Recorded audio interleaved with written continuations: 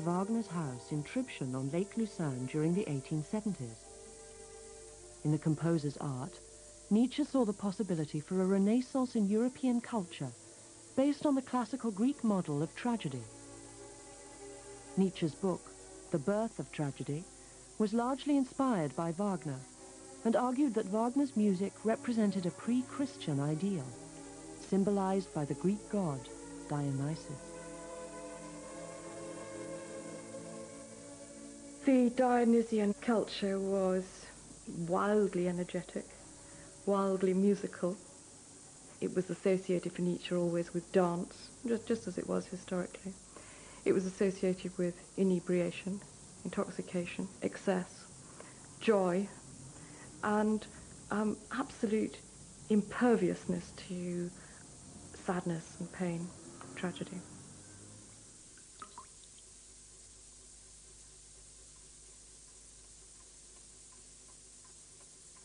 Nietzsche sought a philosophical answer to the pain of existence as he became increasingly debilitated by chronic physical ailments. Born with severe myopia, he had always been a sickly child. During the Franco-Prussian War, he contracted dysentery and diphtheria while serving as a medical orderly, and is generally believed to have been infected with syphilis in a brothel while a student. By the age of 30, Nietzsche had become a partial invalid. Every 2 or 3 weeks, I spend about 36 hours in bed, in real torment. Perhaps I'm gradually improving, but this winter is the worst there has been.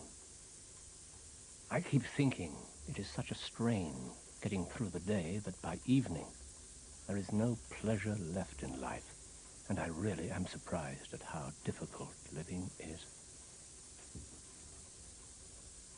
He refers to himself as being ill. He never refers to what he's ill with, ever. Now, this may just have been effectively, as we're thinking of the 1880s, where it would be suicidal, I suppose, for some man to write in a book. He wouldn't get it published, perhaps, if he wrote in a book that he was suffering from syphilis. But he describes the symptoms so clearly that it's hard to believe that he didn't realise that his at least male readers of his books would know what he was describing. But it affected his life profoundly, inasmuch as he lived as an invalid for many, many days in each year. And so there were a great many things he couldn't do. Nietzsche's illness was to become a major turning point in his life, both physically and philosophically. In 1876, at the opening of Wagner's great opera house at Bayreuth, Nietzsche left after the first act of The Ring, suffering from a mysterious illness. His relationship with Wagner was already under serious strain due to Nietzsche's objection to the composer's growing nationalism. Walking out on The Ring was the last straw.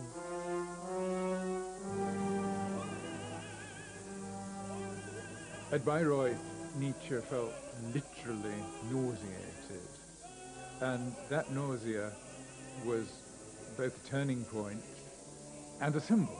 I mean, it was clearly a physical symptom which was expressive of a psychological state.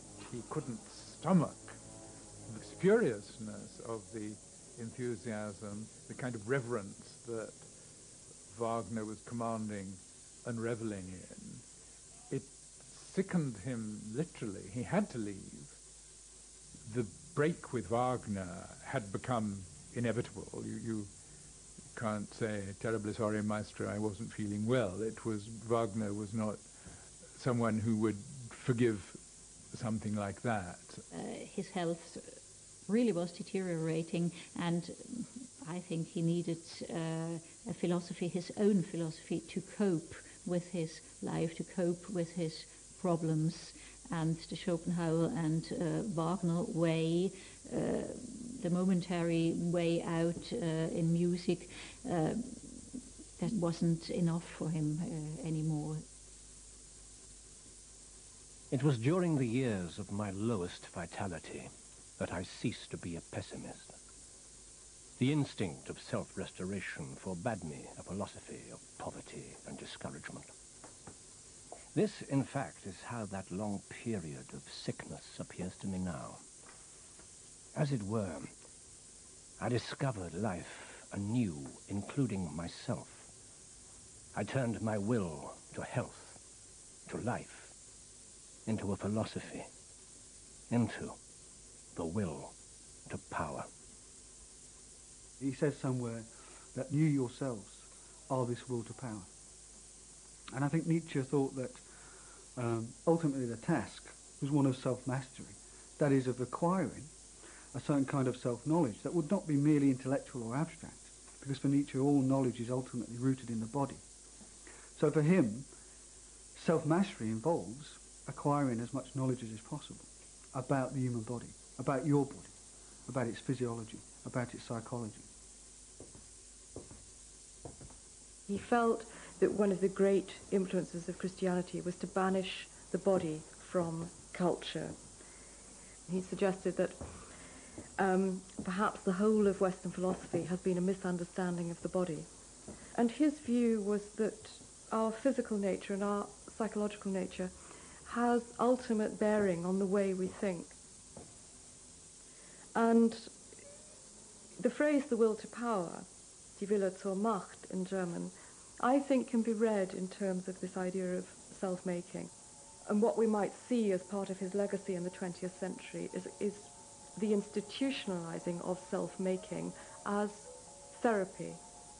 And I think that that's a pioneering aspect of his work, and it leads on to Freud. I mean, arguably, without Nietzsche, there wouldn't be Freud. Nietzsche's new philosophy resulted in the publication of Human, All Too Human, subtitled A Book for Free Spirits. Begun in the solitude of the Swiss countryside, it was as much a work of psychology as philosophy. It was Nietzsche's first great statement of individualism and challenged mankind to think for itself. He wrote it in short aphoristic bursts while out walking, a method of working he would continue for the rest of his life.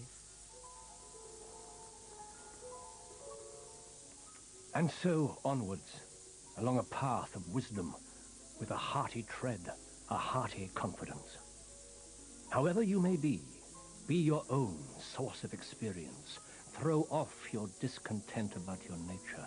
Forgive yourself, your own self.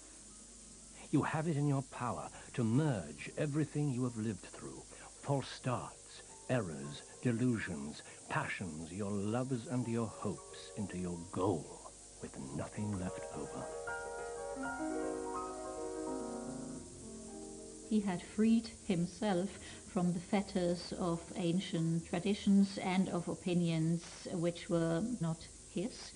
And free spirits to him means to be willing and to be able and to dare to have a fresh look out, to question one's own opinions all the time, and to be open-minded enough to find one's own way. From Human, All Too Human onwards, Nietzsche is effectively sending himself out into the wilderness. He's very aware that the book is a controversial one. He's very aware that by publishing it in 1878, he's going to cut himself off from a lot of the friends that he's had so far. Wagner himself saw the book as evidence already of Nietzsche's mental instability. And Nietzsche therefore found himself increasingly isolated. He's conceiving of himself as a sort of heroic wanderer figure heading out up mountains and into new territory. A year after the publication of Human, All Too Human, Nietzsche resigned his professorship at Basel due to ill health and moved to the Engadine region of the Swiss Alps. Living off a small pension, he found himself a room in this boarding house in the village of Sils Maria. For the next 10 years, he would spend the summers here, and the winters either on the French or Italian Riviera, moving as the climate changed to suit his health.